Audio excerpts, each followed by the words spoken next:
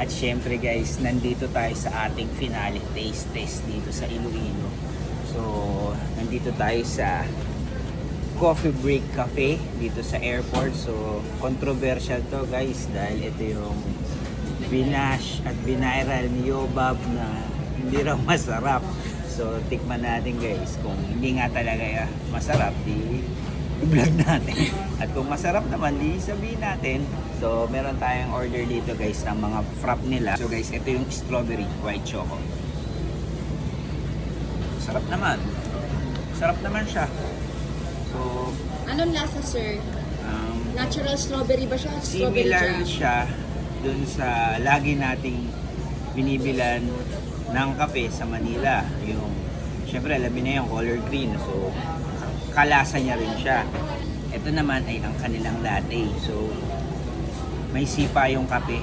So, kape lang siya, walang matamis. May sipa at malinamnam yung lasa ng kape niya. Masarap, masarap yung bean siguro nito. Ito naman guys ay blueberry white chocolate. Tikman natin guys.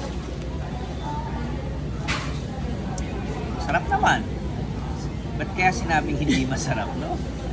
At ito yung last, ito yung Oreo nila.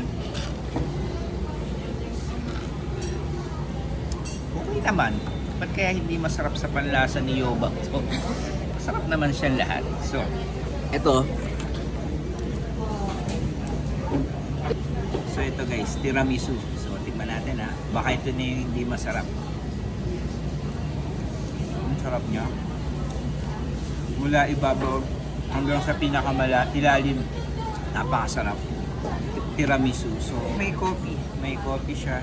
Creamy. So, sarap lahat guys. So, ayun, para sa akin, si Coffee Break dito sa Iloilo, okay naman, masarap siya. Approved. Last stop, Coffee Break, masarap.